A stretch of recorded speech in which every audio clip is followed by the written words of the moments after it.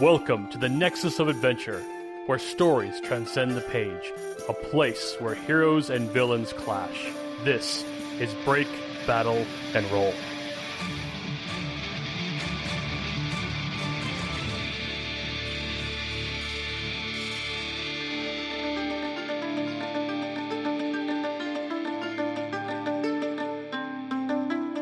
It's once again time to break, battle, and roll. Welcome back, everyone out there. My name is Aaron Rollins. I am your dungeon master, your barkeep, and I am here with my three very important friends. I'm going to start with the voice of the lead singer in Remington's band, Timothy Biscuit. Hanging in the Feywild, we're relaxing and feeling good, but the next morning we woke up and found a Jabberwock in our neighborhood. It's Timothy Biscuit, knowing he should have stayed on the story arc today. If only that was an option. Just cuts to the barkeep just literally kicking you off of the ship. No, you said we were going to the science center. No. Why can't you just take us somewhere normal? I want to go to the park. Daddy. Daddy? Why am I calling barkeep daddy? No! Oh. What? And I'm also here with the voice of Tuffet's newest sucker, Flowerkraut. Wow, wait a minute. What? Why am I calling you by the character name? Let me back that up. The voice of Tuffet's newest sucker, Janelle Wilke. I still don't know if I love that. Hi, it's Janelle Wilke. And I'm playing Flowerkraut. I'm apparently a sucker, even though it was not my money that got gobbled up by Tuffet. So, whatever. Flowerkraut's like, oh shit, I should check the stuff I bought from him. Oh, shit. I mean, again, Timothy and Thrig are each, they're holding some stuff, not me. But, but you know what I am holding are two halves of a zombie man. What the fuck do I do with this? Use some of that sticky fish salve. Put it back together, quick. I don't have enough. Timothy, help! Brandy, help! Oh, maybe we can sew my parts back together. No, I think he's a lost cause. Brandy just gives up on him. We should go. We should just go. You just want his brain. I checked. It's decomposing. I don't think I want that. Even I have standards.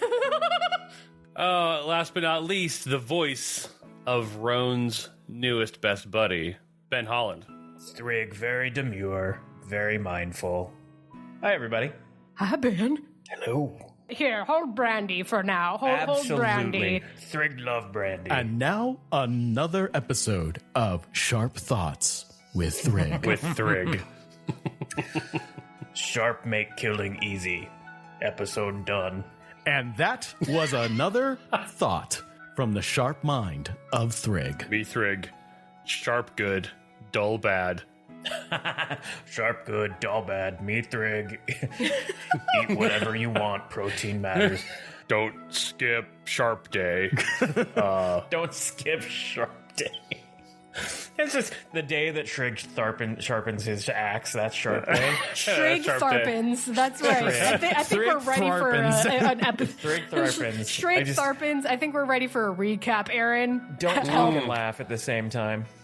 Help us. Continue us. Oh, man. Further the plot, sir. You guys were in sync with that help us. All right. On our last break, battle, and roll, Remington introduced the party to the Veiled Cavalcade, a group of masked refugees traveling through the Feywild. They met Maribel, Remington's partner, who graciously fed Timothy, Flowerkraut, and Thrig. Tuffet, the satyr merchant, offered to trade with the newcomers a selection of magical trinkets in the back of his cart. While volunteering to patrol and keeping a watchful eye out, Thrig encountered Roan Ildro, an Eladrin soldier who was also guarding the campsite. Remington celebrated their good company with the wine he took from Astrazalian, and Timothy lightened up the mood with his lute. Soon, Remington joined in with his banjo, and the entire cavalcade was dancing the night away. Flowerkraut even asked Nathaniel to join her on the dance floor. After a good meal, a party, and the purchase of some helpful items from Tuffet. With quotation marks, helpful quotation. Quote unquote helpful, yes. Yeah, the asterisk says Flowerkraut is a sucker, apparently. It's true. She just facilitated the whole process. I did. Remington asked Timothy and Flowerkraut to accompany him in the morning for a short walk. There, at a lookout point, he addressed the danger that they still face in the Feywild. Off in the distance, a winged creature could be seen wildly searching for prey. He explained that ever since the Dark Fae ravaged the land, they left behind this thing that had gained the name the Jabberwock. Amidst his explanation, something drove the beast in their direction. Remington then looked at both Timothy and Flowerkraut and muttered, "Oh no," before ushering them both back to camp. In their haste, he told both of them to go to the shiniest tree they'd ever seen, and that her name is Minerva. Remington yelled for everyone to scatter as the Jabberwock took to the ground nearby. Timothy and Flowerkraut quickly put up minor illusions over themselves and Thrig in an effort to hide, as everyone from the cavalcade shot into the forest. Nathaniel commanded himself to stand and to move away quickly, but he was spotted by the looming green creature and was dispatched with a couple swipes of the claw. As the beast sniffed the area, it grew obvious that it was somewhat blind, using its other senses to find prey. It inched ever closer to Thrig, who was readying his axe to strike when Roan emerged from the other side of the camp. He yelled to Thrig in Elven, "It picks a quarry, and it won't let go. Listen to what Remington said, and I'll keep it distracted." He then shot an arrow at the Jabberwock and took off his mask, triggering the beast to lock on and chase him into the forest. And that is where we left off. Voice in the sky, I have a question. Yes.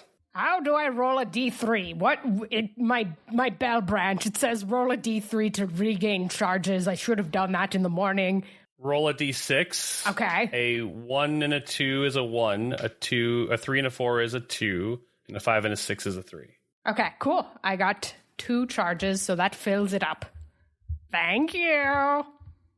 Yeah, so Flowerkraut, you've got actually 3 pieces of Nathaniel in your arms. Oh, I do I? What pray tell do I have? You have 3 pieces of Nathaniel in your inventory. If you combine them, you'll create a whole Nathaniel. Ooh. You've got like a C-3PO on your back. This is like the Baldur's Gate clown puzzle thing all over right. again. You find his legs in the sewer. Mm-hmm. Yeah, you've got his torso, you've got his bottom half, but missing a leg, and then you have a leg. Okay. Excellent. You know, I actually feel fine. I am surprised at my current situation. Not to worry. I believe I could sew this back up given enough time. And time is what we don't have. We need to leave. Has the Jabberwock, has he been led away? Like, do we not see the Jabberwock anymore? Or are we actively still seeing it being led away from where we are? So it crashed into the woods after Roan, and you can hear trees bending off in the distance as you assume Roan is giving this thing one hell of a time trying to catch him. It is moving away swiftly from you guys, but it's also every once in a while you can hear it. It's not going in a straight line, I should say. It's turning, it's crashing into other trees. If Flowerkraut hasn't done this already, she shoves the pieces of Nathaniel at Thrig and like, mind helping me with this? I am old and not strong. Yeah, I can put a bunch of Nathaniel, and I've got a pretty large backpack. Thrig, I wouldn't shove him, any parts of him in that bag of consuming, because I don't think that's a real bag of holding. But we need to get out of here. Yes, let's go. We need to find that tree. I will say, I don't believe I need to breathe. I think he's saying to go into the bag of holding. Nathaniel takes a breath and goes, "Nope, did me no good." This is the first time he's thought about breathing. Because it's the entire time he's been dead. Yep. All right, so what do you guys do? Was Brandy with us last? I guess she did wake up with Thrig and everything. All right, Flowerkraut's ushering Brandy into her satchel. Like, all right, we need to hoof it out of here right now. All right, so you guys, a couple different directions that you could run. Mm-hmm. You definitely don't want to head in the direction that Roan is trying to keep the Jabberwock busy. Everyone from the cavalcade is like, there's no one around that you like. They're just gone, and you have no idea when Remington said scatter. You have no idea how far he intended for everyone to scatter, but it doesn't seem to you in the moments that you have transpired since Roan has taken off that anyone's going to just kind of come back together to this little circle. This could be a strategy that they use to stay alive, and it could be a while. You'd have no idea. He didn't go over any of these protocols with you. Did we see where they separated to? Or did they just all scatter in the closest direction into the forest that was away from the Jabberwock?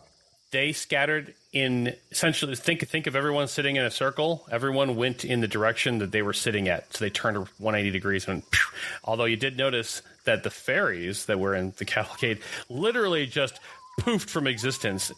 And for anyone who would know anything about fairies, which is probably maybe just a couple of you, it was a magical poof. So they either teleported or went invisible or something. This seemed practiced. Yes, exactly. This seems like a fire drill. Even Tuffet spurred his unicorn, and he and his cart are gone. We need to get into the tree line. We can figure out what direction we need to go after that, but the farther away we can get from this thing, the better. Thrig takes his axe and points towards where Road went and went, but Thrig helped friend. Did you put Nathaniel in your backpack or into the bag of holding? So parts of him are in the bag of holding, and then his upper torso that can talk is kind of hanging out of my backpack. That's smart. Okay. So he is definitely 3 CPO. Yeah. Okay, perfect. Nathaniel says, "What he says is true. I know a little of this creature, but I would have to, it would take some time to explain. Perhaps we should get to a safer place."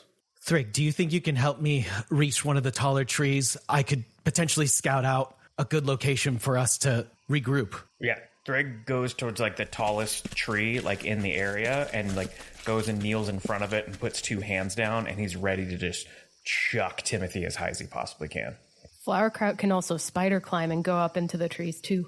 That's cool, but I can't. I could throw Timothy though. I'm gonna join. Okay, so yes, you can definitely chuck Timothy. These trees in the Feywild are enormous. So even with a good chuck from a big barbarian, just as high as I can get. All right. This is what I'll do. As Timothy runs towards me, I pull a tiny dagger from my pocket, and I will just cut my hand in rage to take damage, because I know I have to be hurt for rage, and that way I can get a little bit more strength and a little bit more height out of the throw. And Timothy is sent to the stratosphere. You don't technically need to be hurt. Right, but it'll give me the whole turn just in case I need it. Okay. So you run a fair distance from where the Veiled Cavalcade had camped out. You find a tree that, well, just about any other tree around here, which is enormous, and you are going to chuck Timothy up it? Yeah, because raging as he runs up will give me advantage at least, because I'm assuming it's going to be a strength check to throw him up as high as I can. It's going to be, it's absolutely going to be a athletics check with advantage. Flowerkraut, you're casting Spider Climb on yourself. I am. Okay, so athletics, roll 1 is a 26. Oh. Wow. So we'll just roll again to see if I can go from a 19 to a 20. And I can't. That's 25. So you're up there, buddy. Thrig throw. Wow! Timothy, give me an acrobatics check to stick the landing. You got it, bud. 14. Okay, yeah. So you go flying vertical. Probably a lot farther than I thought I was going to be thrown. Oh, for sure. It's like, I think Sherman could throw me maybe 25. Holy crap! So like the great part is as Thrig is picking you up, he's growing, and then he boom, like just chucks you straight up. You pass many branches before having to like pull one of your daggers and like catch yourself on the tree because you didn't quite make it to the next branch up, but you're able to pull yourself up with using your dagger, and now you are well up in the tree. However, you look around, you still got some climbing to do before you can see above the tree, or you can see the actual top of the tree line. Is Flowerkraut behind me? Flowerkraut is like, she's a little bit behind you, but she's walks past like, hi, Timothy. Oh, and then she's doing the exorcist crawl, isn't she? Oh, yeah. Oh, no. That's incentive for me to move faster. Coming for you, Timothy. Oh, God, no, I hate it. I hate it so much. No. What's the matter? I imagine Flowerkraut's like ponytail, like braid, like becomes undone, and your hair is just frizzed out while you're climbing up with your head backwards. Oh, yeah. Oh, yeah. Crab walking is way faster, did you know? She's also looking like from upside, like basically her head's tilted backward, so she's like looking back over her shoulders, so it just looks like just absolutely disgusting and terrifying. All right, Timothy, what are you doing? There's two things that I want to do as I'm climbing. It's actually three things, if you'll allow me. So, number one, see if I notice which direction or the continued direction that the Jabberwock and Roan are heading off to, any of like the damage or debris that the Jabberwock's leaving behind. Two, if I notice anybody from the cavalcade whatsoever. And then three, what is the best, the path of least resistance to move deeper and further into these woods? Sure. So to get the vantage point for all three of those things, you're going to need to climb higher. Right now, you could roll perception and you could answer the question on the Jabberwock right now because you can hear where the Jabberwock is. Okay, I think I want to do that right now just to ensure that the direction we are heading in, at least initially, is safe from, the Jabberwock, so Roan's situation isn't in vain. Okay, give me a perception check. Oh, gross. 8. You definitely can hear it in the distance. Okay. But you don't know, because now you're up in the thick of the trees, and the sounds of crashing is kind of echoing off of all of the different trunks. You know that it's far away from you, but you don't have the exact... Like, you probably have about 40 degrees of error as to where it might be. Knowing that it's at least far away or growing farther away, I'll just climb as high as I can get. Go ahead and give me an acrobatics check, because, we assume that Timothy is... Oh, do I have a rope? Yeah, I think you do have a rope, don't you? Don't you add snakes into this! Timothy, look! I'm scared enough already. You and I can climb together. We can tie these around our waist. Nope. Why, you don't want to climb with me? Timothy rolled a 15 and just goes so much higher. Nope. Noped out of the rope. So yeah, Timothy just starts ascending.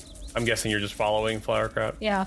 You both keep climbing up this tree, and Timothy, you're doing just fine. You're literally just like gymnastics, uneven bars between the branches. I'm doing that thing from Jurassic Park 2 where I can just do a gymnastics routine on anything I find, regardless if they're regulation or not. They kicked you off the team? They did, and I had so much more to give. Flowerkraut winds up standing up and just walking straight up the tree like, is this better? Oh, that is actually much better. It's still a little disconcerting because I fear for your safety, but as long as you feel safe doing that, then I'm fine. Oh, it's fine. Yeah, I can do hands-free. Flowerkraut is going to pause and take a look around to see if she notices any of the veiled cavalcade peeps around anywhere nearby. Okay. Give me a perception check. Yep. I got 6 total. It's a big nope. You don't see anyone else. The only thing you're seeing right now from where you're at is Thrig at the base of the tree. Cool. Aaron, you don't have to resolve this right now, but as I throw Timothy up, I would kind of look over my shoulder at Nathaniel hanging out of my bag and say, tell Thrig about Monster. Oh, for sure. Because he said he knew, but he had time. He had to take time to do it. Actually, it's a good time to resolve that because these two are still climbing. Nathaniel is sitting there thinking for a while. It seems, as you guys have spent time with him, he seems to have to take a little bit of time to recall anything. As if it's more difficult to extract information from his brain. And he goes, "Oh, yes. Ancient scripts. The Jabberwock is a mythical creature. Perhaps mythical no longer.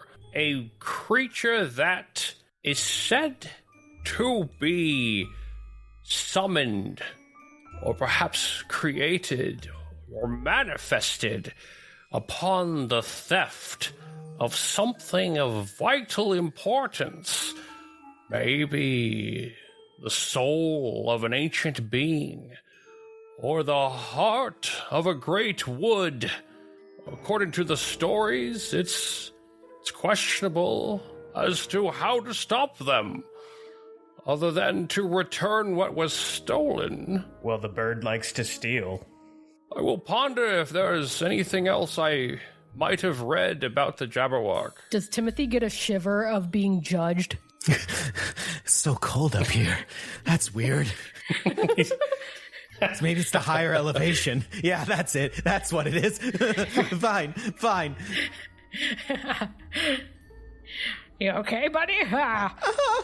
You guys both reach pretty much as high up in the tree as you can get, and you can finally see the top of the trees. Whoa. And without a perception check, you can see that the Jabberwock is kind of like flying up over the trees off in the distance and scanning. It doesn't seem to be like blind anymore. That's the weirdest thing. The second that Roan took off his mask, this thing could see him, and it is chasing him with determination. You're not sure how this guy is avoiding it this long, but maybe he's got some tricks up his sleeve. You scan the horizon. Give me another perception check, both of you, to see if you can see anyone from the cavalcade. For this one, I'm going to do a Kenku recall. Okay. And give myself advantage. Sounds good. All I can picture is Timothy squints his eyes. I got a 19. Nice. I rolled 2 19s, so that's a 22. Wow. A 19 on my physical die and a 19 on Beyond. That's wild. So, you both still cannot see, especially from being at the top of the trees now and having to look through the trees. There is no sign of anyone from the cavalcade. No one, at least no one has climbed up a tree like you have. You can see the Jabberwock, clear as day, chasing after Roan. And as you're scanning the horizon of trees looking for anyone else, you see the top of a hill, almost on the side of a mountain, it seems. There is a tree protruding from the side of the mountain that is shimmering in the moonlight.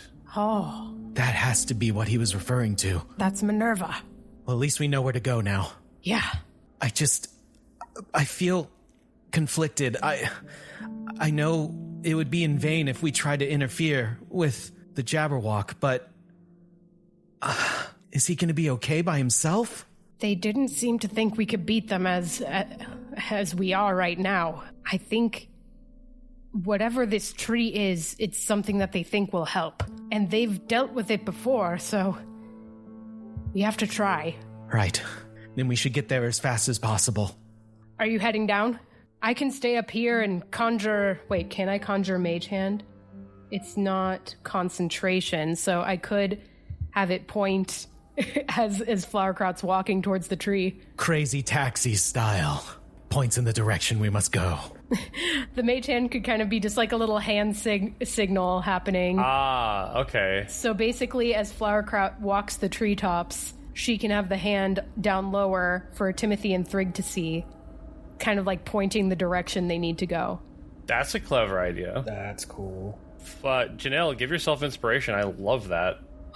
Thank you. So is Timothy coming back down? With spider climb, I would guess it's a lot easier for you to get from tree to tree than me rolling acrobatics checks each time. Yeah. Okay. Yeah, then I'll head down. Flowerkraut currently has a climbing speed. She doesn't have to roll anything to jump or to move from tree to tree as long as there's branches that are near each other. Wonderful. All right. Yeah. Are you able to get down safely? Yes, I am. Aaron, can I nick myself with this dagger again one more time to stay big to make sure that Timothy can get down? I can catch my boy. Sure. Trying to keep the rage going. Yeah, I want to keep the rage going. I mean, like, it's 1 damage every time you nick yourself. Yeah. I gotta take 2 damage. All right, Timothy, give me a acrobatics check to descend the tree. 12? All right, you're doing fine. Okay. You get it. One branch wobbles a little bit, and you kind of have to... Careful there. Careful. And you continue down. 12 is fine. It takes you a little bit of time, but he gets down there. Your rage ends, Thrig, and Timothy's on the ground with you. I could have used Featherfall, but then I feel like the great big voice in the sky would judge me again for burning through my spells. And you already felt the cold sting of judgment already today. Timothy's just paranoid of being judged. Oh, it's so funny. All right, Thrig. I think we've got a plan, and we know what direction to go in. Flowerkraut's going to stay up there in her spider form, I guess is what we call it, and she's going to cast Mage Hand to show us the way. And as you say that, you see a ghostly hand that looks strangely like Flowerkraut's, pointing in the direction you need to go. How far away are Thrig and Timothy from where I'm at, basically? They are 100 feet below you. So Mage Hand is 30 feet. Okay, hopefully they can see. The mage hand is 30 feet away. So they're looking up 70 feet to see your hand. Yep. But yeah, they can, I mean, As long as they can see it moving in the direction too, then that should hopefully help. Yeah, and your hand is, glowy or has some kind of effect on it that makes it recognizable amongst all the branches and the leaves and stuff like that. So yeah, that's a hot pink hand. You guys don't have any issue actually seeing it up there. All right, so you guys are trekking in the direction of the mage hand. As we start running off, Thrig kind of shoves a thumb over his shoulder and points at Nathaniel and looks at Timothy and says, "Zombie think someone steals something. And that's why Jabbermock mad," and gives Timothy just the biggest side eye. Do you know about this? No? He looks in his bag to see if there's anything new in there he's unaware of. Everything seems accounted for. Okay. I didn't steal anything in my sleep. Can you do that? I've done it once or twice. Sometimes just things show up, I don't know. We need to go. That's kind of cool. And he just runs forward. All right. You guys are following the mage hand. Flowerkraut, you are going to continue to walk towards the tree. Spider climb, that lasts for an hour, right? It lasts for an hour, yeah. Nice, okay. The mage hand lasts for a minute, so I have to keep... But since it's a cantrip, I'll just keep recasting it as I need it. It went away. Hold on. She's got to resummon it. Okay, there it is. All right, we're good. There we go. GPS is recalculating. Recalculating. Make a left turn. Bing bong, bing bong. U-turn at this tree. Oh, crap. We missed the U-turn. Hold on.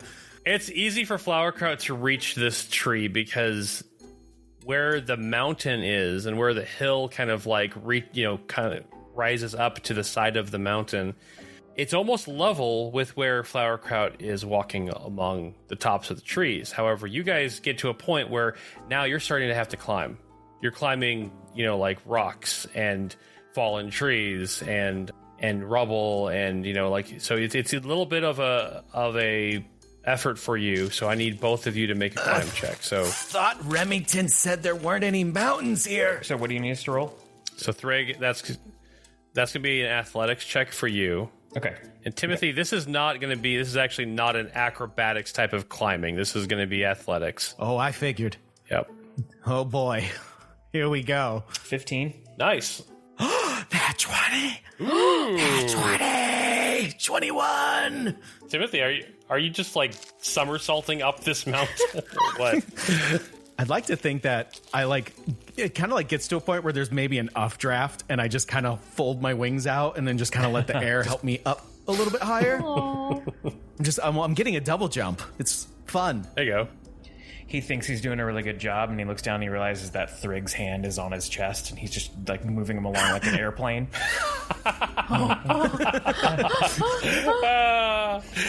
Thrig, I'm flying, look! Yeah, you are, buddy. Good job. You do it.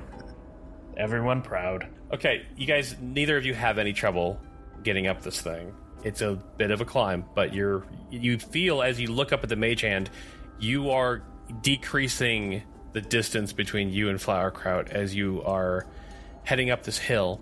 You both can see this shimmering tree at the top of the hill. You can start to see Flowerkraut's feet walking along the tops of the trees. And you finally reach this kind of the rocky base of where this tree is protruding from the mountain. And hanging from the tree is this large bat with its wings covering itself. Oh. When you say bat, like anthropomorphic bat or animalistic bat? You cannot tell because the wings are covering its entire body. It's either a man bat or a bat man. I wonder who this is. This isn't Minerva, right? The tree's name is Minerva. Who's this? You do not smell like fey folk. The bat's wings extend out, and you see upside down, it is addressing you. Thrig sniffs himself and says, "Thank you. Thrig has not been able to bathe for days." Ah, what a refreshing scent. The material plane, yes. Ah, yes. We are all connected to it, you know. Perhaps your connections linger still. And the bat flips off of the branch, turns right side up, and lands in front of the tree. I am Minerva. So the tree's name isn't Minerva, that's you. Yes. Do we name all of the trees around here? Minerva, we were told to come here by Remington in the cavalcade. Remington. And Roan? If Roan rings any bells? Roan. So many names. I suppose you've been told that I could help you. Well, I can't. But perhaps the tree can help you. You see, you must first be tested, or the tree will not listen. Are you willing to approach this tree and know what your fate may be? Flowerkraut looks at Timothy and Thrig and is like, we're willing to be tested, but Minerva, can you tell us how the tree can help? Thrig looks nervous and looks at Flowerkraut and is like, Thrig bad at math. No test. Thrig bad. There are many different kinds of tests. Oh, that good. The Veiled Cavalcade sounded like they've been dealing with this for a while, so I'm curious how the tree could help. Minerva looks at you, tilts her head. Only the tree could answer that. I am just here as the tree's voice. Now, yes or no? Before Flowerkraut says yes, she's going to jingle her bell at the tree. Oh. Ooh. Okay. I don't know what else could be in the Feywild other than Fey. Can other things be here too? Fiends? Okay, great. I'm gonna do it. Just to make sure that this is on the up and up. I mean, Fey are still mischievous, but Flowerkraut's more willing to deal with that. Perhaps to your relief, there is no aberration, celestial constructs, fiends, or undead other than Nathaniel popping up. I'm getting a lot of pings, but not ones that I'm not expecting. That would be me! Tiny ping from Tim. Tiny ping, or no, bit of a ping from Nathaniel. To be expected. You get the same Fey ping from Minerva, but the tree does not seem to be alive in the same manner that this bell branch detects creatures. So I would say that you didn't detect anything suspiciously evil or dark. Okay. I'm willing to do it if you guys are. I mean, they sent us here for a reason, right? So, Thrig chop down tree? I don't think that's I mean, unless it explicitly says that in the test, I think we wait. Okay, if it says that, Thrig got it. But in this case, I think tree is supposed to help. And I feel that each of us has been tested in a multitude of ways. I've never been ready for anything that's happened to us so far, so in that sense, I'm prepared. Ah, very well. But first, as all things are agreed upon here in the Fey, we start with blood. And you guys watch as Minerva waves her wing, and 3 vine constructs pop up in front of you, holding a small crystalline container in the center. Timothy and Flowerkraut, you recognize this. This was the same thing that was created when Lily made her promise to the Frode King. And on the edge, on the top of the viney, twist, there is a needle. A Fey promise. Thrig looks over at Timothy and says, "Explain." Essentially, Thrig, this is a pact. We are making a deal, and I don't think it's one that we can back out of once we make it. Will you explicitly lay out the deal, Minerva, before we start? What is our pact? The tree needs your blood to give you what you need to survive here in the Feywild. Thrig good, and he'll just put his hand on the thing. Thrig, you put your hand on the point, and a drop of blood, take 1 damage, trickles down the needle and into the container, and you guys watch as Thrig's brambles and vines solidify into a gold color and then disappears. Like a contract was sealed. Flowerkraut goes up next. Flowerkraut, you prick your finger, your blood drops down into the container, same thing. Gold, poof. Doing this for Sherman. Doing this for Tierman. Doing this for everyone I care about. Okay. And Timothy closes his eyes and puts his finger on the point. Take 1 point of damage, and you watch as your contract is sealed as well. Oh, excellent. And now that that is out of the way, let us begin. Minerva takes off into the sky and begins to circle around you guys. Very, very gently gliding around the tree above you. Flowerkraut looks at Timothy and is like, did that laugh of hers unsettle you? Flowerkraut, literally almost everything unsettles me. Okay, well, I'm just gonna laugh back evilly, too. Wow, that didn't come out good at all. From the sky, you hear her say, I am part of a bird, yet I cannot fly. I'll greet you at dawn, but dusk say goodbye. I'm as big as an elk. I'm as small as an ant. Grow with the age of an animal or plant. What am I? Thrig looks over at Flowerkraut and says, remember when Thrig say not good at test? I believe you said math, right? Math? This isn't math. This feels like math. Damn it, Sherman was the one that was really good at these.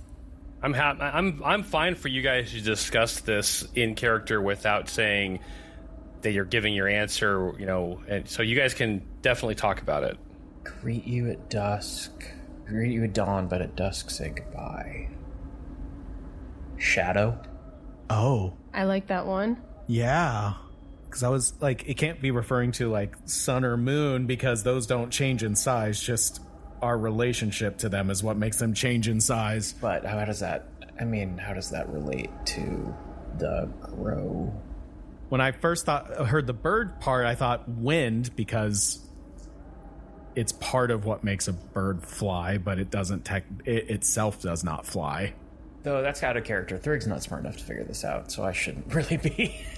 Chad's not smart enough to figure this out. Janelle's not smart enough either. I'm terrible at riddles. Yeah, I just like the dusk and dawn thing. That's the only thing I can think of at dusk and dawn that greets you at dawn and goes away at dusk is light or shadow, right? One of those things. When it says animal nor plant, or animal or plant, like it has to be something. Ethereal is not the word I want to use, but symbolic maybe, like life and death sort of thing. I mean, it's yeah. Wasn't it? Yeah, okay. It's like, well, a shadow would die with its plant or animal that it's part of. Yeah, because it can be big or small depending on where you are in relation to it. It's the grow with the age of the animal or plant that's confusing me. So I'm part of a bird yet I cannot not fly. Shadow stays on the ground. Greet you at dusk. Shadow. Dawn say goodbye. Shadow goes away. I feel weirdly trapped in my own thoughts on that right now, that it's shadow, but that could just be... Yeah, I'm willing to bet on shadow. Can Thrig answer? Ben thought of it, so Thrig can answer. Yeah, okay. So Thrig... Oh, sorry, Aaron. Is my shadow visible at the moment? Is Thrig's shadow visible? Sure. Thrig points at his shadow on the ground with sharp. Go, shadow? Looks a little hopeful. Minerva smiles. Shadow, yes. Here in the Feywild, there are an abundance of shadow.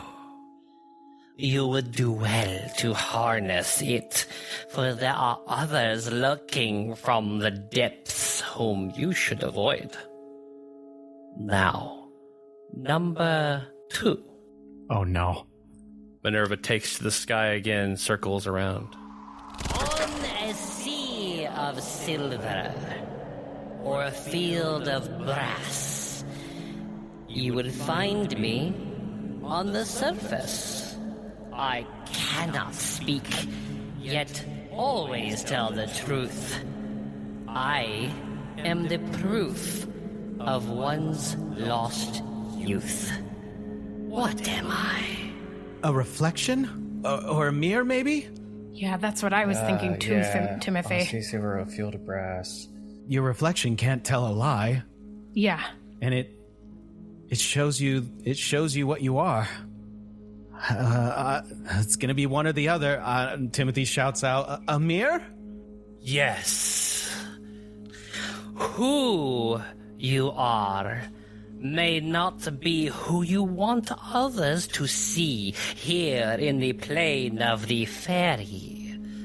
Your reflection can empower you.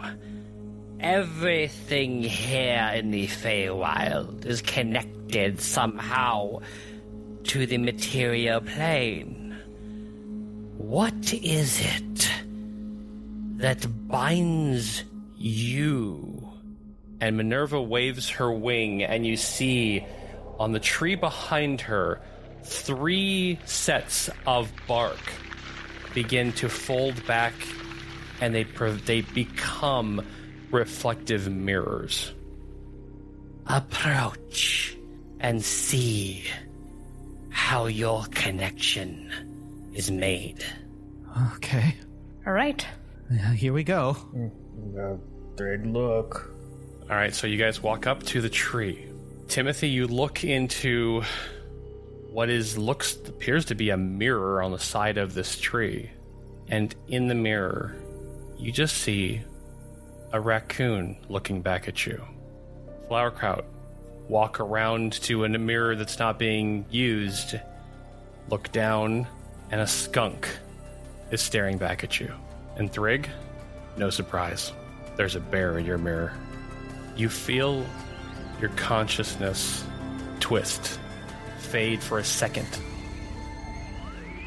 And when you come to, you find yourselves no longer in the Feywild.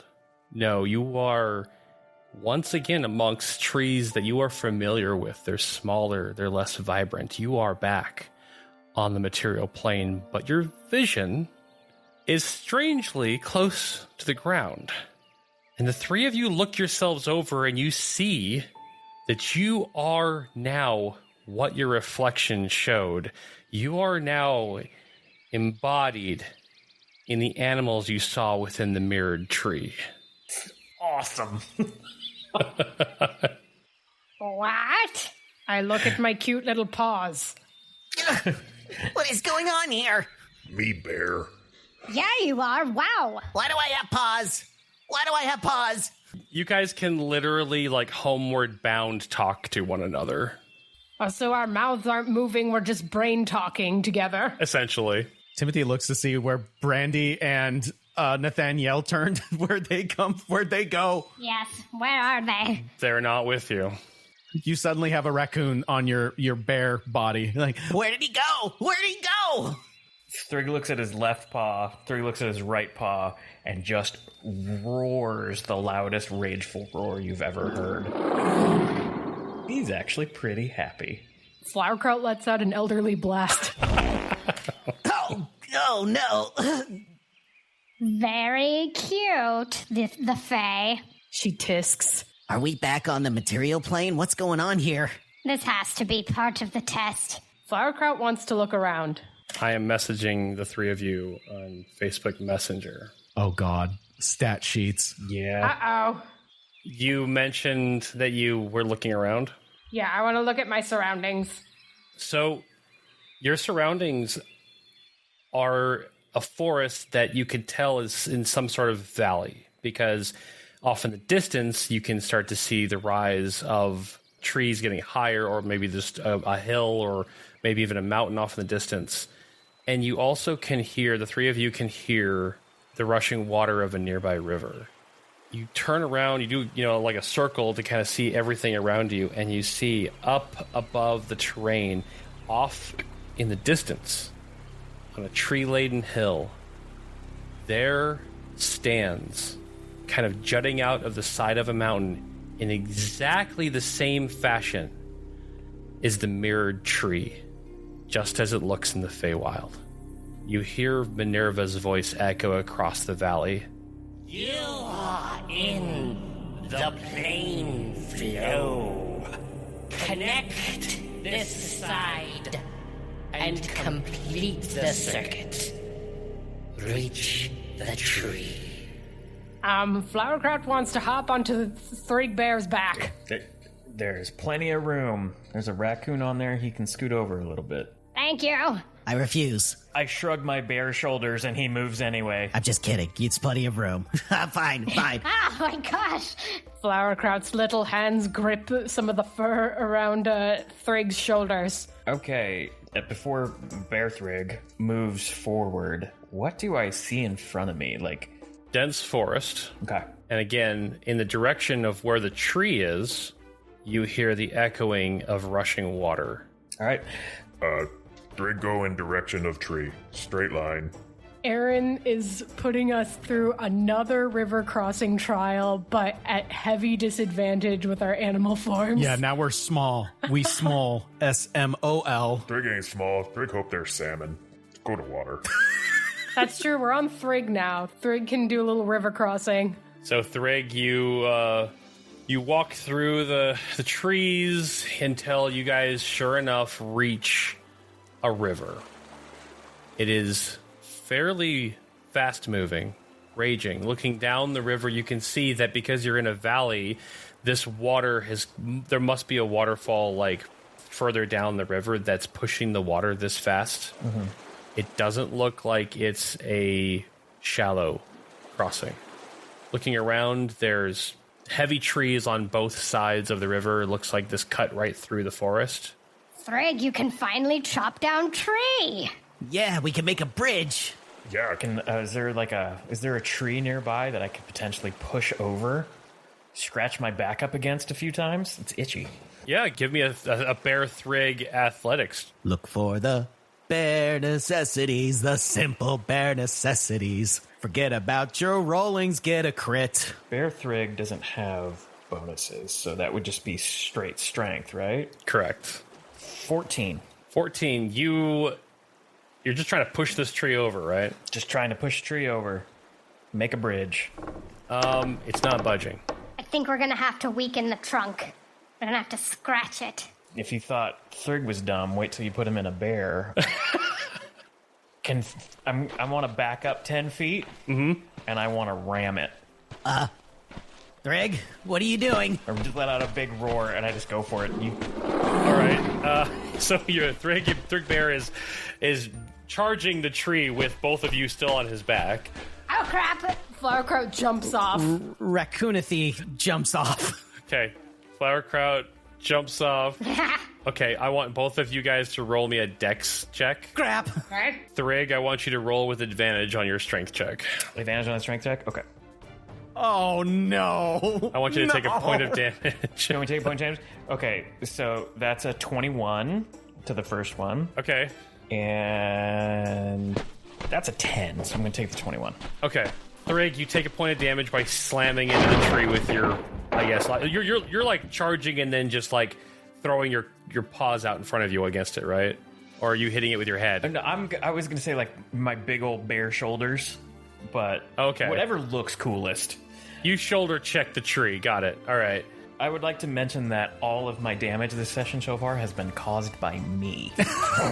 Yep. You hear the roots snap as you collide with this thing, and the tree starts to fall towards the river. What did Flowerkraut and Timothy get for dex checks? 13. Well, I was afraid you would ask because I rolled a 1. Oh, no. But I think that I got pluses, +2, so 3. Flowerkraut, you land, no problem. Raccoon Timothy, you crack your head on a rock, take a point of damage. Now, How many hit points does Timothy have? 4. Now 3. Okay, I have 2, so I have to be careful. Okay, the tree falls into the river, but the tree doesn't seem like it fully is tall enough to reach the other side, so it kind of starts to sway as the river begins to take some of it, but the roots are still connected on a good chunk of this tree. So it's kind of like diagonally spanning the river. So there's a gap. Exactly. Well, if we're gonna do it, we better do it now. So a running jump is what we're looking for here. Oh boy. Looks like. I pick up a dazed Raccoonathy and throw him on my back, and I offer up a shoulder to Skunk Kraut. Love it. It's Flower the skunk. Aww. And I back up that same 10 feet, and I'm ready to charge across the river. All right, Flowerkraut's holding on for dear life. Thrig, give me another strength check to bound over this gap. Strength again. We all are gonna drown. Not another 7. Not another 7. 18. 18? Oh, wonderful. Absolutely clear the gap and land on the other side of the river. Oh, well done. Thrig, I think you were like an actual bear in your previous life. Without knocking them off my shoulders, I stand up next to another tree and just start rubbing my back against it. Okay, I get the head climbing down. You were up there. You could have scratched it for me, but no. You didn't ask. You guys ran away. Don't trust Thrig. The clouds seem to have been collecting during this time, and you guys start to feel a drizzle. It starts to rain. Thrig stands up real tall, and he pushes Timothy and Flowerkraut underneath him to block the rain. They can walk forward without getting wet. Oh. Thank you, Thrig. Thank you, Thrig, for really coasting on the generosity of Thrig today. Thrig big. You three walk in the rain for a little bit. It starts to get a bit muddy. You're slowed down just slightly by having to take steps a little bit slower. Your feet covered in mud. And soon, there was not really a trail, but the direction you're heading through this forest definitely is taking a turn upward as it's going to start ascending this hill / reaching the mountain where the mirrored tree would be. Lightning flashes. You hear thunder. Rain picks up. It's pouring. You start to have to grab onto vines and maybe roots because the way you're traveling is starting to move so inclined that you're slipping in the mud. I know that some of you have a climb speed. I do have a climb speed. You seem to be having no problem with this, Timothy, but you can see that even though Thrig can grab a hold of things, some of the foliage that he's grabbing onto is becoming to come loose because of his weight, and he slides back like a foot. Because I can climb a little bit easier, could I do a little bit of recon and go ahead of them and test things out to see if there are sure footholds for them to climb onto? Why don't you... What would you like to roll for that? What would I like to roll for that? Let me see. I would think survival would make the most sense. Yeah, so that's going to be a wisdom check. A wisdom. I am not good at wisdom as Raccoonathy, so let's see what happens. 17. Oh, nice. Nice. That rolled from my desk to my keyboard and hit my mouse. It landed on the 17. You climb ahead just to kind of see if this is something that Thrig can actually get up without sliding back down, and it's definitely not going to work. Rather than saving him the effort of trying to... Because essentially, there's a patch up ahead where there's nothing to grab a hold of. It's all mud. And actually, you are fiddling with, the structural integrity of a branch or a stick here. That's not good. Not good. Can't pull it out. A sheet of mud just kind of instantly breaks loose, and like a mini landslide begins to go and starts sliding down. But like Thrig and Flowerkraut, you guys kind of see this up ahead. You just kind of move to the side, and like all of this dirt just comes right past you, picks up a couple trees. Oh my goodness, wow. Timothy, okay up there? Raccoonathy becomes one with the dirt, and he pops out, and he's like, ugh. I hate to tell this to you guys, but I went up ahead, and I don't think you're going to be able to find a strong foothold. Oh no. It's all mud up there. Flowerkraut's looking around to see if there's any other way to go. Flowerkraut, give me a perception check. Oh, I got a nat 20! Yes! Skunk Kraut activated. Right. Maybe you guys should be... Stunkoscope. be animal form more often. Smell-o-vision. Skunkoscope. Okay, so Flowerkraut, you're looking around, and the lightning flashes, and you see kind of a portion of the mountain a little bit off to your right, like further off to the right, something you guys wouldn't have seen normally, a rock face that you wouldn't really think of anything if you'd just seen a rock face before, but what you see with a nat 20 is that there seems to be some kind of hollow entrance into this rock face, and if you look up and further along the length of this hill you're on, it seems that it would travel in like that same direction, almost as if like this mountain and this hill next to it are kind of at the same incline, but you could travel up the side of the mountain, or at least underneath, or within this hollow cavern, and come out at the top. Oh, hey, fellas, follow me. I think I found our way up. And she points a nasty, muddy paw towards the rock face. Over there. You see those rocks? Let's shimmy on over there.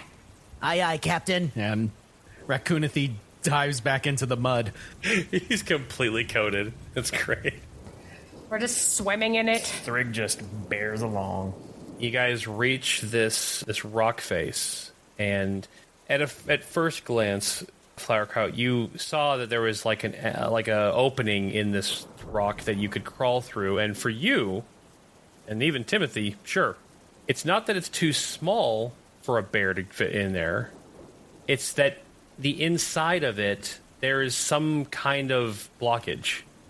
And that there's like think of like a big hole, and then inside of that big hole, something in the way, and only a small amount of the entrance is now still open to pass through. What's in the way? It looks like stone, like something collapsed inside.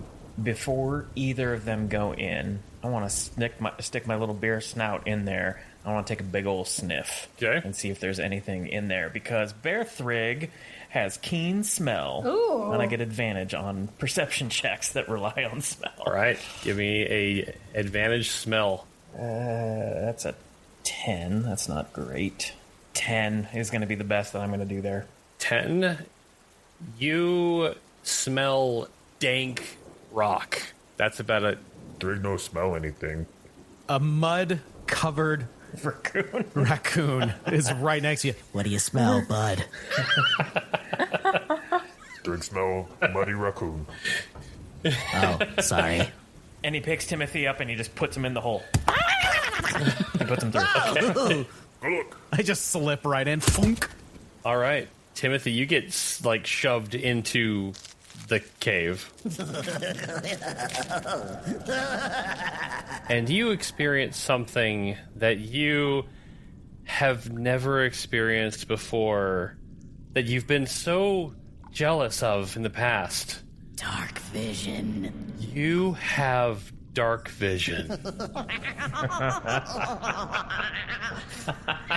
Timothy, you sound so elated. I can see everything. What do you see? Shall I follow?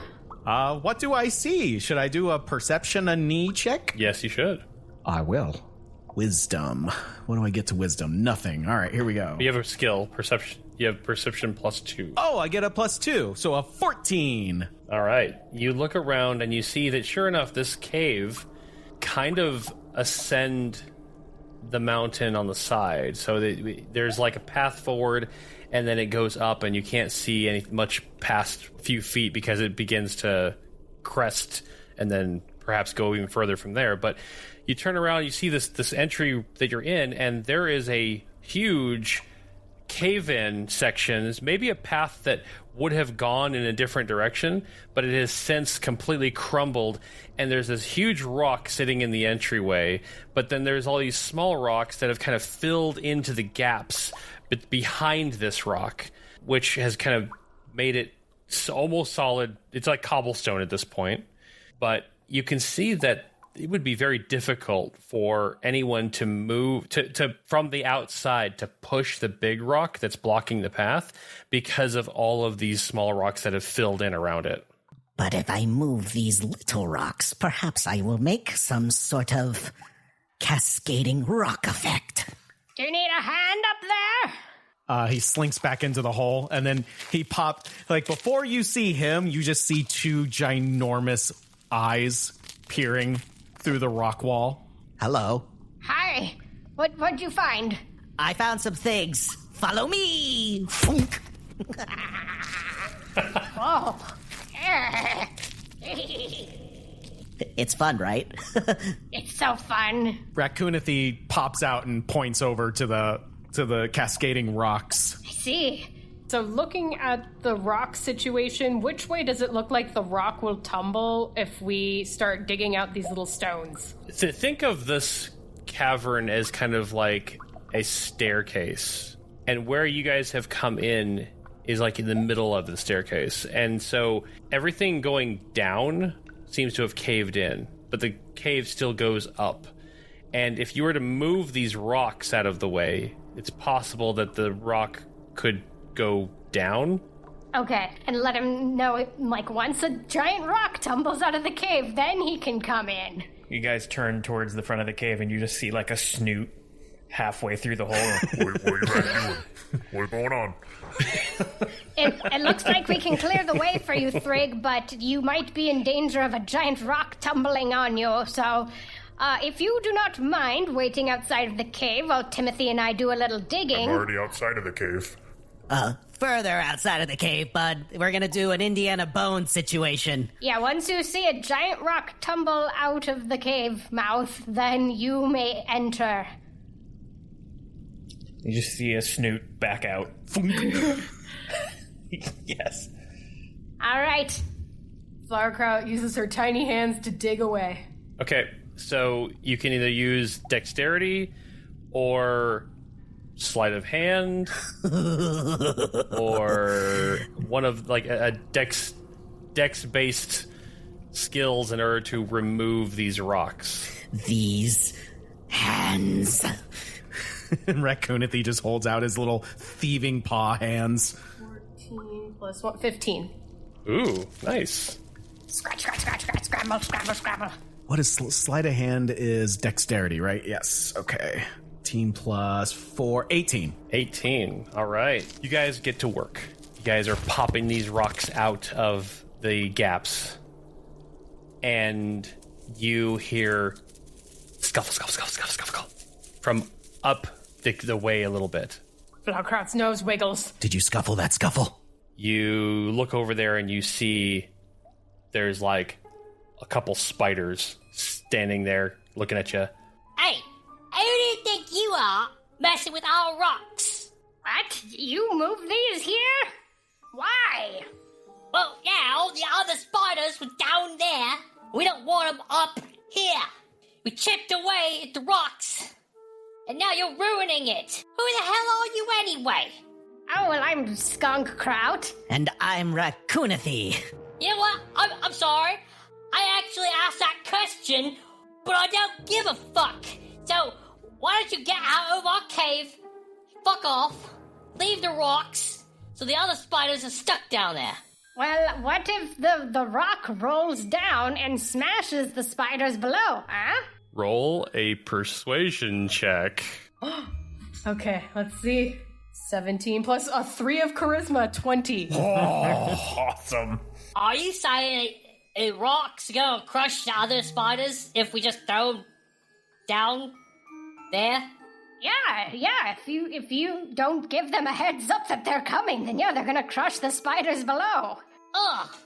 I didn't think about it that way. Well, fuck me. Let's fucking get these rocks moved then.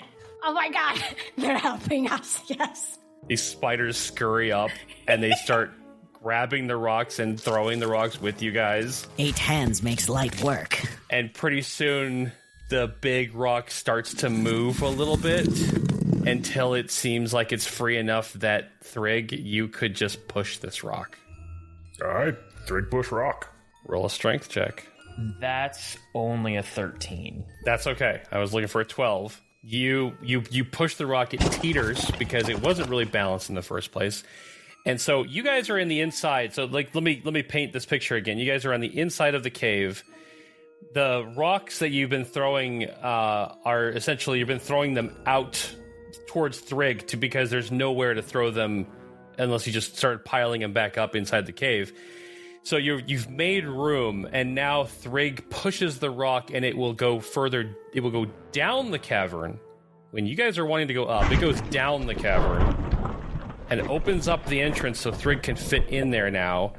And you guys hear the squelching and the screams of spiders down below, and this spider crew that were helping you out are just like, Oh, get a load of this shit. Yeah.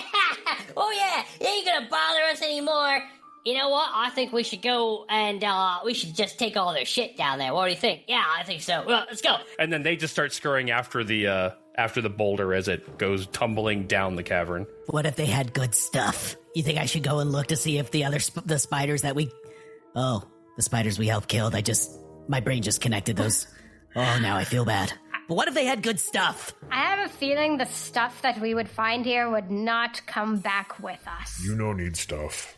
You need tree. Oh, good point. Wait, where's my stuff? And Raccoonathy, like, spins around multiple times trying to see where his bag is on his body. Yeah, you have nothing. You're a raccoon. No. You see Raccoonathy flips over on his back and, like, his paws are freaking out in the air. It's like... I mean, Timothy, you saw we didn't have Brandy or Nathaniel or anything. You had to know. He's foaming. He's foaming. He's foaming. Thrig puts one finger on top of his head to stop him from turning. Okay, I'm fine. I'll just. He just starts grabbing rocks and shoving it in his fur and twigs and leaves. I'm fine. This is my new stuff. My new stuff is just as good as my old stuff. Let's go. Wow. Raccoonathy is manic. Timothy's like bow-legged walking up the cave and with both of his arms wrapped around bundles of sticks and rocks, and he's just it's falling out the back. There's like a rock or a stick drops behind him as he's heading up the hill. Thrig looks at Flowerkraut. We need to get him home. Yeah. You guys are able to move up this cavern, and sure enough, it seems to be moving in parallel with the path you would have originally taken. And light, you see the flash of lightning up ahead, meaning that there is certainly another opening from the mountainside into the hill up ahead. And as you come to that entrance, or to the exit, I should say, for you, what do? I want to take another big sniff to see what's on the air. Give me a sniff roll. Flowerkraut, with her 2 hit points, is very shy to be the first to go out. 11, which is not great. One more.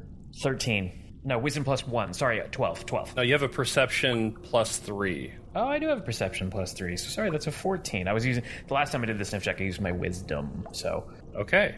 So you stick your snoot out of this exit to kind of see if there's anything out there waiting for you.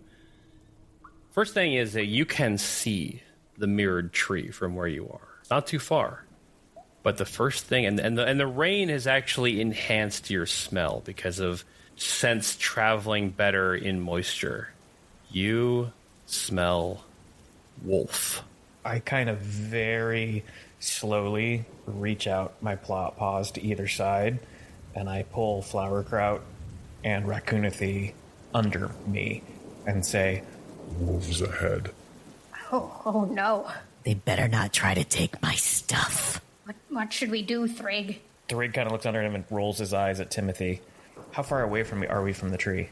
You probably are about 80 to 100 feet from the tree. Okay. And are there other trees nearby us, like pretty close? Yes. Okay. I'm going to kind of nod my head over to one of the trees and suggest Raccoonathy. Climb, see if you can see them. Climb, yeah.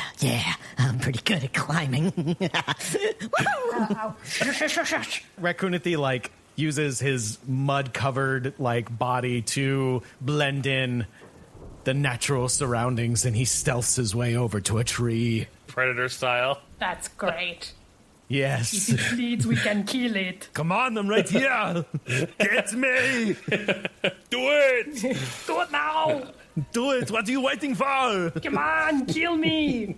15, and my stealth is a +4, so 19. All right. Nice. I'm not covered in mud. I am mud. You climb up a tree. And you see 3 wolves nearby. Oh, that's not good. They're literally, like, just hanging out at the base of the mirrored tree. I mean, not up against it, but they're nearby. Aha. And they've got their noses to the air. They're sniffing. They're looking for something.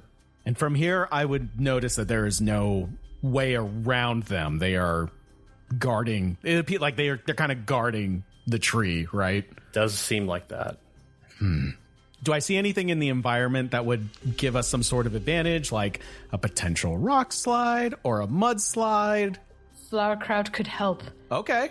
Because reading my reaction, musk.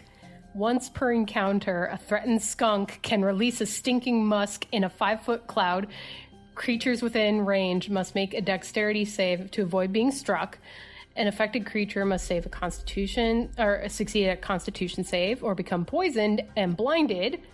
The odor is so strong that it doubles all chances for wandering monster encounters and imposes disadvantage on hide checks if attempting while wearing clothing contaminated with the musk. So either I can create a smell to draw them over to us, or once we get close enough to them, I could attempt to blind them. How close do you have to be in order to trigger that? Anything within 5 feet of you when you activate it would be affected, because it's basically just a AoE ring around you that when you give off musk. So knowing that, up from where I'm at, could I look at a spot that might be a way for Flower and potentially myself, if I can help on the stealth checks, to basically get into position, have Flowerkraut use her musk ability, and then if they are inhibited by it, then we could do like a surprise Thrig bear attack. Are you trying to like drop down from the trees? No, I'm looking to see if there's a good path to where we could potentially stealth our way. Okay. If I can help with the stealth check, Flowerkraut and myself. If I can't, then just like Flowerkraut and maybe me close behind in case something goes wrong. Like, is there a good... do I see like brush or fallen logs or anything that we could use to like stealth near them close enough to use Flower's musk ability? Give me a perception check, and Flowerkraut, you can too if you guys want to work together to try and find the best path to sneak up on the wolves. Sure. We're like eyeing each other, and Flowerkraut's looking for some hand signals. Some tiny hands. 13 plus... what's my perception? 4. Oh my gosh, 17. That's better than my 14. Okay, so yeah, Flower, you can see that there is a way to use the trees and the foliage, and even like there's kind of a dip in the ground that you guys could kind of stay low for a little bit, like a little tiny, a very small ridge that would not work for Thrig Bear, but you two could kind of like move along the side of it and get to the other side of where you'd be pretty close to where the wolves are. Okay, and that's where the stink comes in. If Flower's taking the low approach, could I take the high approach and kind of bound from tree to tree and do a drop attack? Yeah. On these guys, and also be out of the way of the musk. Yeah. If so, are you guys gonna execute plan? You could definitely stay to the trees. Yeah. Now I just want to know what Thrig is gonna do. Like, I think I found a way for me to sneak, but they might see you, Thrig. Thrig thinks that's the plan. They can see Thrig. And you can see Thrig is bunching up his muscles and getting ready for a charge in when everyone's ready to go. Out of curiosity, what's Thrig's HP? 19. Okay, cool. Well, 18 because I took damage from the tree. But yeah. Yeah. This is a good plan. All right, we're executing plan. All right, I need both. I need Flower Skunk and Raccoonathy to roll stealth. A 16 plus a 4 makes for a very dirty 20. Oh. Flowerkraut? Oh, oh, no. I rolled a 7. Wait, no. Oh, I'm sorry. I have a 16. I rolled a 17. Oh, my gosh. Sorry, I couldn't see my markings on my die very clearly. All right. You both stealth into position without any of these wolves seeing you. They have a passive perception much lower than what you guys had rolled. Dun, dun, dun, dun, dun, dun, dun, dun. Da-da-da. Da-da-da. Da-da. Let's go ahead and discuss what can happen at this point. Timothy, you're up in the trees. Flowerkraut, you're kind of hiding behind a tree that's very close to the wolves. The wolves are spread out in a manner that you could hit any two of them. Like, think of them like they're lined up, like 1, 2, 3, Okay. You would not be able to hit all 3 of them because they're not in a circle, but they're kind of lined up. So you could hit 2 of them if you were to run in between 2 of the wolves. Okay, cool. You guys decide you're going to get a surprise round because you're going to initiate the whole event, the encounter here. And I'm going to say Thrig is watching Raccoonathy for the drop. And that's his sign to go. You're a good distance from the wolves because you're also going to risk being seen by them. So you need to tell me, do you want to attempt to stealth closer? So how this is going to affect meta-wise in this encounter is where you are right now. If you were to engage, it would take an entire full movement for you to reach the wolves. If you want to risk stealthing, and if you're able to successfully stealth closer, you could do just a move and you would then be at the wolves, so you could do an action as well. So that's your choice. That's tough. My dex is 0. Potentially, what we could do is, and I don't know, Aaron, if you'll allow this, if Flower hits him with the musk but stays in stealth, I can drop in, hit one of them, and then because I have a cunning action as Raccoonathy, disengage and like start running towards Bear Thrig and basically bring them to him. Oh, so you can make an ambush. Yes. I like this plan. Flower blasts them, I drop bear them, and I bring them to the real bear. Is Timothy up in the trees with his little raccoon paws giving me hand signals?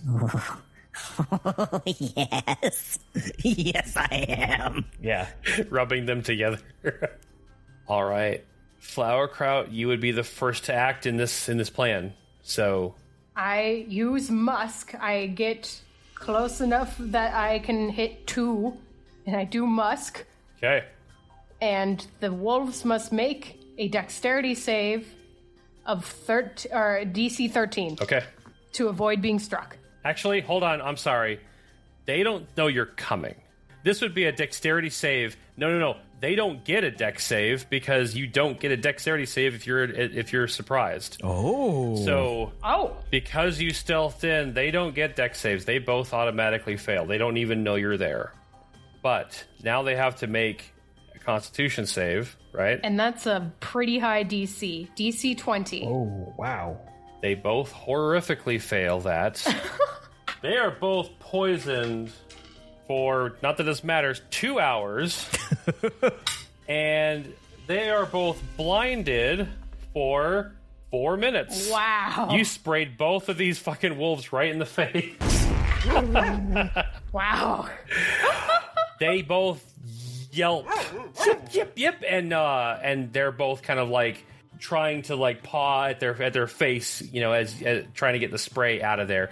Timothy, this would be your cue. I drop from the tree, and I hope I can potentially land on the one that can see, and I want to bat him in the face and then yip out of there. Okay, so you're going to get this an advantage because this is a surprise attack. You're jumping down from the tree, landing on the one that's not blinded. Roll a bite.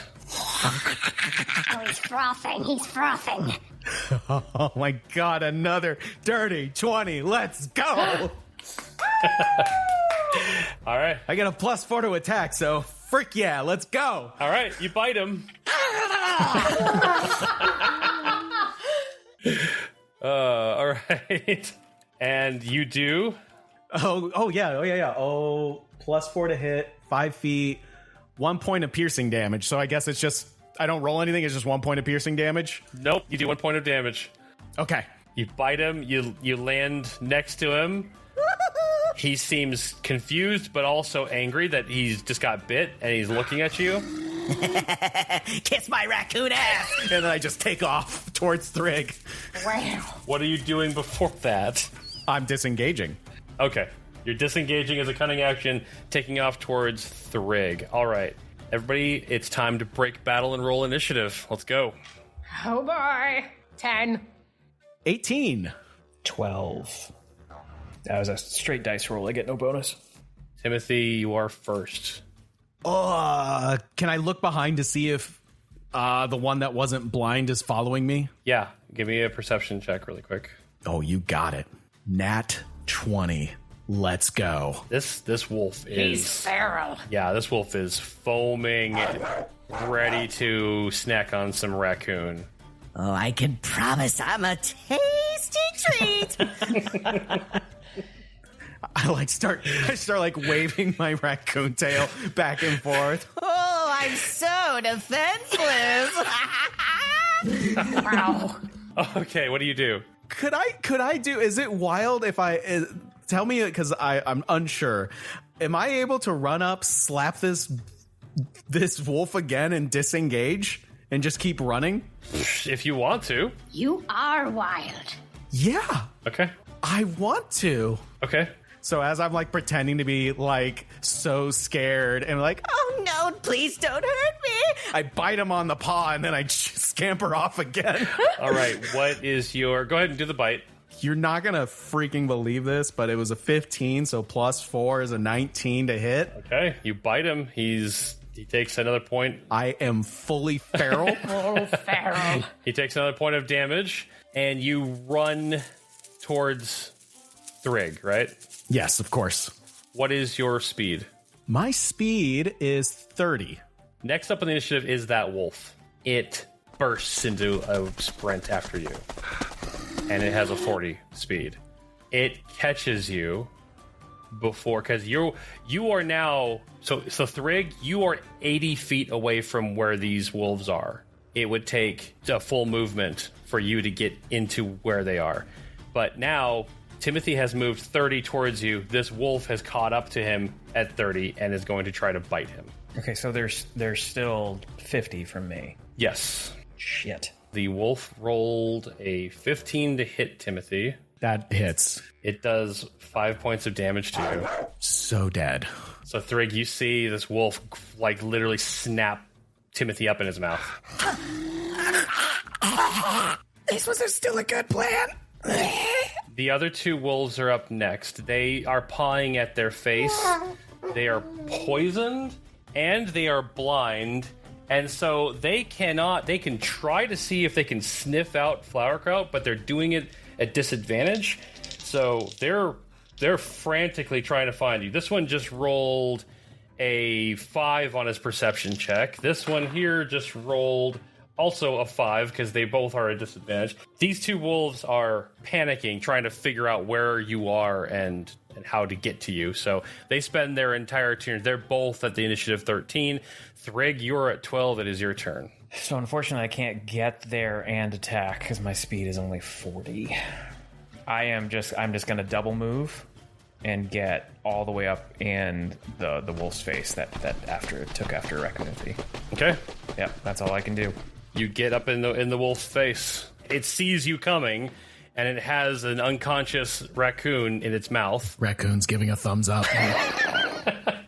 It actually drops Raccoonity as it sees you coming, like, oh shit, there's a bear. That was probably a good choice. I'm very filthy. He is so rabid. Flowerkraut, it's your turn. Okay. I think, Flowerkraut, again, with her measly 2 hit points, is going to try and sneak away from these wolves. Okay. And get over to the tree. Okay. Roll a stealth check again for me. Okie dokie. Dex-based. 17 plus 1, 18. Holy shit! You guys are rolling like crazy as animals. We are animals. No problem. You just kind of creep away from these wolves as they're like freaking out, and you get to the tree. You notice as you arrive at the tree that the bark does the exact same thing as it did in the Feywild. It kind of rotates, like flip, like think of the bark kind of has that effect where it looks like bark, but then it rolls up and a mirror. It's like reflective on the other side. So you see that a mirror appears as you approach the tree. Do you want to do anything else? Was that an action? No, it was just your movement because you just stealthed over there. Okay, and where am I in relation to Timothy and Wolf? You can see that 30 feet from the tree, Timothy was caught by the wolf. Okay, and he's dropped now. Yes.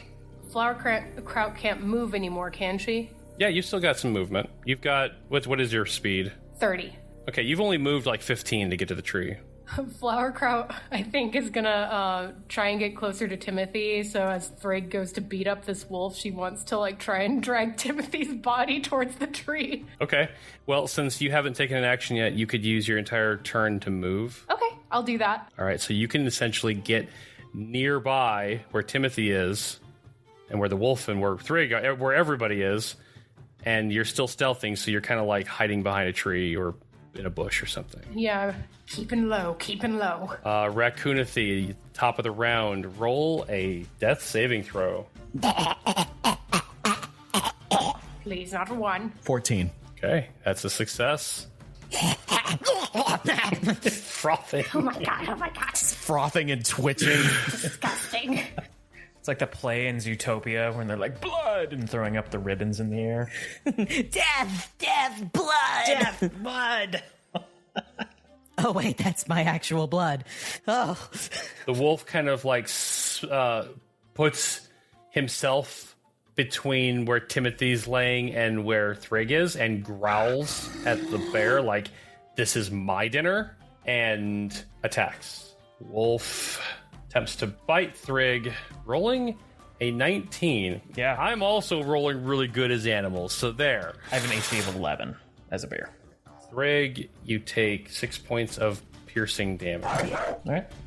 Down to 12. Woof. No pun intended. You now need to make a DC, well, I won't tell you the DC, a strength saving throw or be knocked prone as the wolf literally jumps on you. Okay. 18. Oh yeah, you're fine. You're not going anywhere. Okay.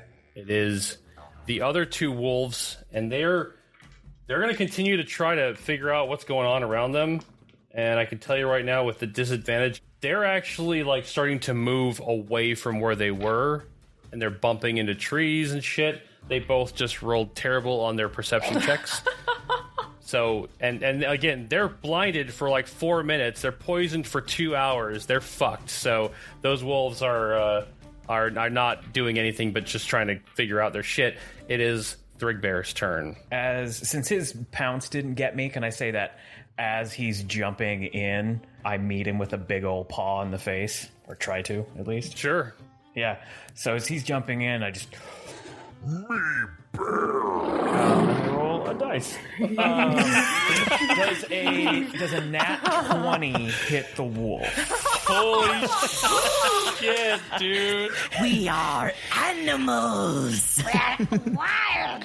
Get feral. So that's my claws. It's 2d4. It's not that big of a hit. So 4d4 plus 2. So that's a 4, a 2, so 6, a 1, 7, 10, so 12 points of damage. Oh. Dude, you snapped this wolf's neck. You still have another attack. I do. I still have another attack. Wow. Punch me back to life. Don't listen to him. He's crazy and rabid. This wolf jumps at you, Thrig. It latches on to like your shoulder. In the action of swinging the wolf off of your shoulder, your paw on the other side just comes across and you crack and just absolutely shatter this thing's skull with your paw and your claws going through it, and this wolf just yelps, falls motionless on the ground. All right, then my next question: how far away are the other wolves? They are about, well, let's see, you moved into where they were 30, so they're about 45 feet from you guys. They've kind of drifted into the woods a little bit away from the tree. Okay. Maybe we don't even need to take care of those ones. We just got to get to the tree. Let's go to the tree. Angry Bear Thrig wants to go. So can I use my other attack action to not attack and to pick up Timothy in my big old bear maw very nicely and run towards the tree? Yes. Okay. I would like to do that. I have a movement speed of 40, if that matters for how close the tree is. Okay. You get to the tree. Okay. So I want to lift my head up to one of the mirrors, but with Timothy looking in it. Okay. Flowerkraut has also scrambled onto Thrig. The three of you guys get to the tree. The other two wolves look like they're not going to be a problem. The tree reveals 3 mirrors. Thrig, you go and you hold Timothy up to the mirror. But his eyes are closed. So, Flowerkraut, you have to get up there and, like, pull his eyelids back. I'm a wakey. Oh, that's a crazed look indeed. That is crazy. The idea of a skunk holding a raccoon's eyes open that is in the mouth of a bear. Come on, open it. Oh my god, he looks insane. Oh. I don't know if I love this form for Timothy. Timothy, like, even in his unconsciousness, sees himself in the mirror, and the two of you just watches the raccoon just fizzles away. He's gone. Goodbye, Bye. Thrig looks kind of over his shoulder at Flowerkraut and looks back over the wolves and says, You next. Okay. She sits on top of Thrig's head so she can look into a mirror. Flowerkraut, you look into the mirror and you see not a skunk, but you see Flowerkraut, who is staring into the mirror, and you meet each other's eyes, and then your consciousness fades. Thrig, you see the skunk, poof. Little stink cloud left behind. So Thrig ambles up to the next mirror without looking into it, and he looks down at the ground at his big old bear paws, and he says, Goodbye, Thrig. And then he looks up. And then you see Thrig. And as your eyes meet with the half-orc's eyes, you feel your consciousness sway. And the 3 of you wake up back in the Feywild, staring at the tree, staring at the mirrors in front of you, but you're staring at them through something that's on your face. We're wearing masks. You are all wearing masks of the animals that you just were. Good to see you have passed the test. You have completed the Planeflow. Now, begone, scamper away, and do not let those who you wish to harm you see you. Minerva climbs back up onto the tree, hangs upside down, and wraps herself in her wings. You guys hear a scampering come running up the hill. You turn around and you're through your masks. You see Remington. Remington? Oh, Lordy, I'm so glad to see y'all. Oh, you did it. You got your masks. We can finally talk about it. Oh, good. Oh. Well, I died, but I still got a mask. You did great, Timothy. You did great. You were absolutely Thanks. animalistic in there and feral, but you were great. I'm going to miss it, actually. It's weird. It's very uninhibited. It felt good to be wild. You look alive and healthy to me, Timothy. I think you're just fine. Same to you, Remington. How is everyone from the cavalcade okay? Oh, yeah, they're, well, as far as I've seen, they're safe. I don't know yet about Roan, but I hope to find out soon. Now, listen up, all right? The veil has been broken for you, all right? Y'all can understand what's going on here. We couldn't convey this to you before, okay? You're wearing the masks. You're one of us now. We are all part of an ebb and flow of the plains, you know? Somehow, a part of us can exist in 2 places, maybe more, at the same time, all right? We wear these masks because with them on, the Jabberwock can't actually see us. And I hate that I put you in danger's way, but I didn't realize that you being in the camp and you not having them, that's what lured him to us. So let's try to get Roan back now. We can get to where we're trying to get to, okay? Boy, I need to stop being so worked up. We're safe up here, Boy, I was so worried. I'm sorry. You're right to be worried. We're sorry to have put you all in danger, even under the pretenses of not knowing. We'll do anything we can to help. Yeah, we gotta go help Roan. He put himself on the line for us. Thrig help Roan. I'm glad to hear that. I'm glad. We're that's exactly what we're going to do, but maybe this will help us a little bit more. It's, well, you see, Minerva probably told you about this connection that we have, this circuit, this bond we have with these animals. And I was inspired, Timothy, I think you can appreciate this, to really express what this means. And he gets out his banjo, and he begins to play a song. Why are there so many songs about the plains, and what's on the other side? Plain flows are bridges, but not over water, and plain flows cannot divide. So we've crossed over, and some choose to leave it. I know they're home or they're free. Someday we'll find it, the Planeflow connection, the heroes, the creatures, and me.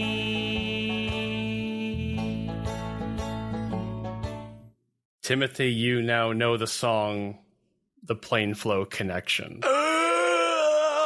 Amazing. And that is where we will end our episode. Wins with you, BB Army. This is Chad, aka the voice of Timothy Biscuit, wanting to thank you for joining us on today's episode of Break, Battle, and Roll. We hope you're enjoying our adventure as much as we are in creating it. If you're looking for more ways to connect with Break, Battle, and Roll, you can follow our Instagram and Twitter, both at Break, Battle, Roll, or you can stop by and give us a like on our Break, Battle, and Roll Facebook page. Additionally, you can check out our website at www.breakbattleroll.com. It's there you can also find a link to our Discord server where you can chat or game with us and other members of the BB Army. You can find that invite link on the top banner of that page. And if you want to follow the cast on social media, you can find me on my Instagram and Twitter, both at It's Chit Chad, that's at ITSCHITCHAD, as well as my YouTube channels, Chit Chad Show and Chit Chad Plays. You can follow Janelle, aka Flowerkraut, on her Instagram at Janelle.Wilke. That's at JANELLE.WILKE. Dustin, aka Sherman Gepherd, aka the goodest boy, can be found on his Instagram at the_final_destination. That's DUSTINATION. Ben, aka me Thrig, aka one of our musical composers, can be found on his Instagram at slam_handwich. That's HANDWICH. You can also find his other musical works under Ben Holland on his Spotify artist page. Finally, you can find Aaron, aka the Game Master, aka the Barkeep of the story arc, on his Instagram at Arkuma. That's at AARKUMA. Additionally, this podcast would never operate the same without our amazing supporting crew, and we would love to give them a shout out. Starting with Rory O'Neill for being our other musical composer and providing many of our custom musical accompaniments. My amazing, wonderful wife, Allie Stafford, for managing our social media platforms. And Laura Rollins for providing additional audio editing support. And now that you're part of the BB Army, please help spread the word. If you got a friend that's into Dungeons and Dragons or tabletop RPGs or just narrative podcasts, please send them our way. We would really appreciate it. Also, if you or your friends are listening on Apple Podcasts or Spotify, leave us a review. It's one of the best ways you can support this show. We would love to hear what you think. And once again, we just want to thank you from the bottom of our hearts for listening to our show. We genuinely appreciate it. But now it is time for me to go. I think I hear a certain Kenku bard getting ready to play his next set, so I better get myself a drink and find a seat. Winds be with you, travelers, until our next adventure.